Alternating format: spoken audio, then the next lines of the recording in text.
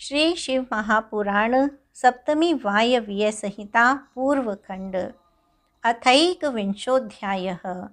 वीरभद्र का दक्ष के यज्ञ में आए देवताओं को दंड देना तथा दक्ष का सिर काटना।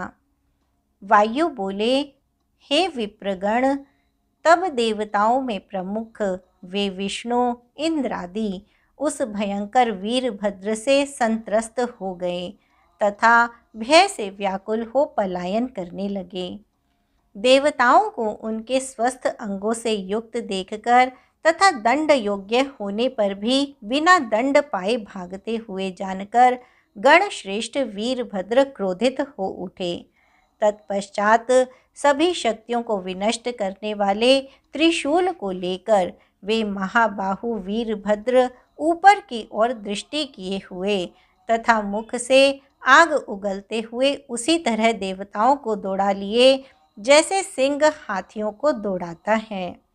उस समय उनको दौड़ाते हुए वीरभद्र की अति मनोहर चाल मद से परिपूर्ण हाथी की चाल के समान दिखाई पड़ने लगी।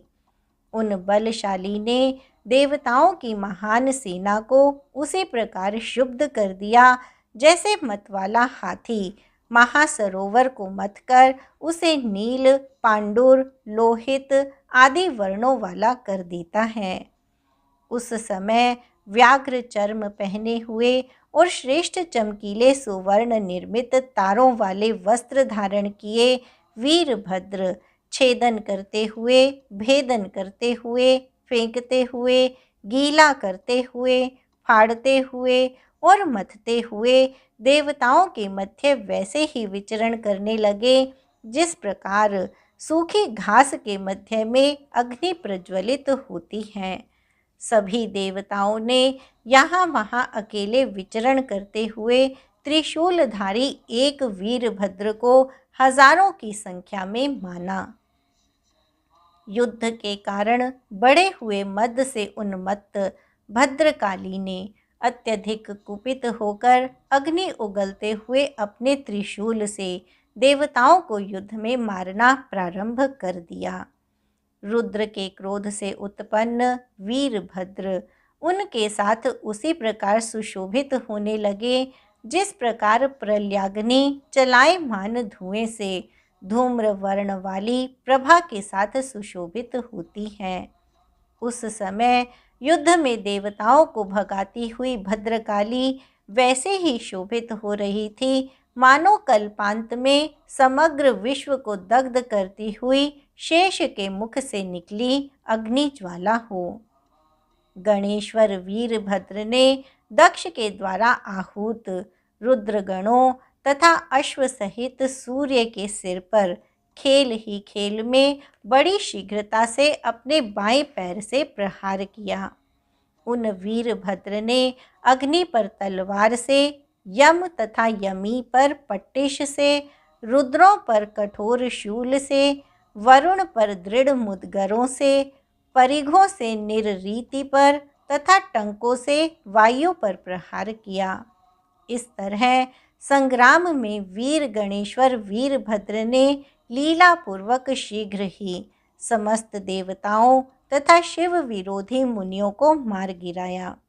इसके अनंतर वीरभद्र ने सरस्वती तथा देव माता अदिति की अति सुंदर नासिका के अग्रभाग को अपने नख से विदीर्ण कर दिया।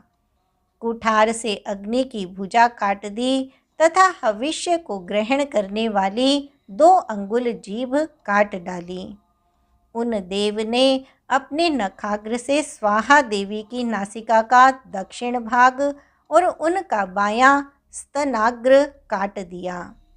परम वेगशाली वीरभद्र ने बलपूर्वक भग देवता के कमल के समान बड़े बड़े नेत्रों को निकाल लिया।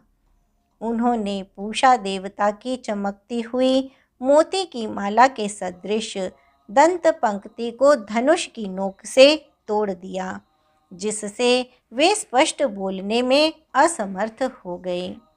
तत्पश्चात उन देव ने चंद्र देवता को लीलापूर्वक कीड़े के समान पृथ्वी पर पटक कर अपने चरण के अंगूठे से उन्हें पीस डाला। वीरभद्र ने अत्यधिक क्रोधित हो दक्ष का सिर काट लिया और वीरिणी के रोते कलपते रहने पर भी उसे भद्रकाली को दे दिया।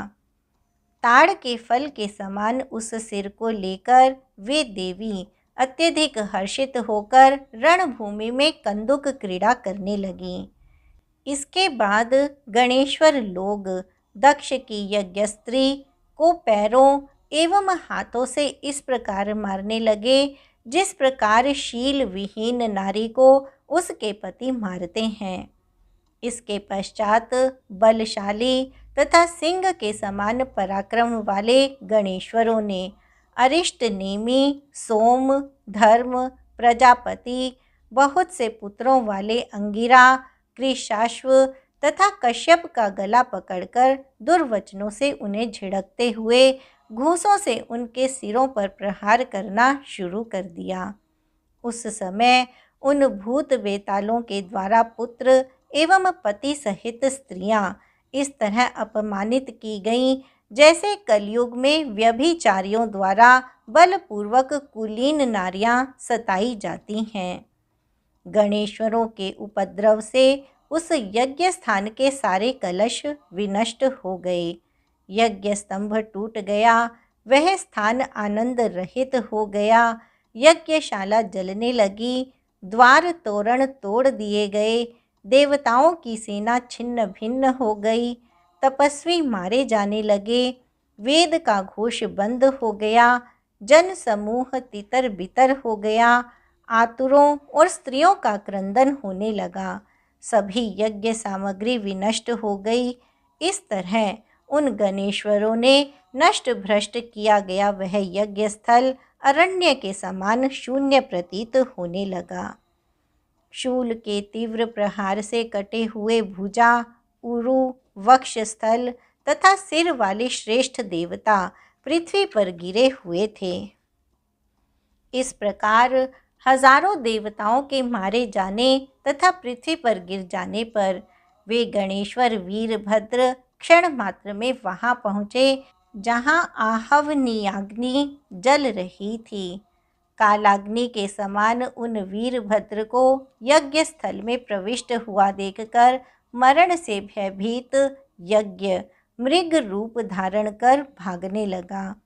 उन वीरभद्र ने कठोर प्रत्यंचा के भयानक शब्द वाला महाधनुष खींचकर बाणों को छोड़ते हुए यज्ञ का पीछा किया। जब यज्ञ का वध करने हेतु वीरभद्र ने बादल के समान शब्द करने वाला अपना धनुष कान तक खींचकर प्रत्यंचा की टंकार की, उस समय उसके शब्द से दिशाएं, स्वर्ग तथा भूमि कंपायमान हो उठे। उस भयानक शब्द को सुनकर हाय अब मैं मरा, इस प्रकार कहकर वह यज्ञ विह्वल हो गया। वीरभद्र ने अत्यधिक भय के कारण लड़खड़ाते पैरों वाले, कांपते हुए तथा कांति से रहित उस दौड़ते हुए मृग रूपधारी यज्ञ पुरुष को सिर विहीन कर दिया। यज्ञाग्नि से उत्पन्न उस यज्ञ का इस प्रकार अपमान होते देखकर विष्णु अति कुपित होकर युद्ध करने के लिए उद्यत हुए। पक्षियों के राजा तथा सर्प भोजी गरुड़ बड़े वेग से उन विष्णु को अपने झुके हुए संधि भाग वाले कंधों पर बैठाकर चल दिए। उस समय मरने से बचे हुए जो इंद्र आदि देवता थे वे अपने प्राण तक देने के लिए तैयार होकर उनकी सहायता करने लगे। विष्णु सहित देवताओं को देखकर वीरभद्र इस तरह हंसने लगे जैसे सियारों को देखकर सिंह निडर हो उनका उपहास करता है। इति श्री शिव महापुराणे सप्तम्यां वायवीय संहितायां पूर्वखंडे देवदंड वर्णनम नामैकविंशोऽध्यायः। इस प्रकार श्री शिव महापुराण के अंतर्गत 7वीं वायवीय संहिता के पूर्व खंड में देवदंड वर्णन नामक 21वां अध्याय पूर्ण हुआ।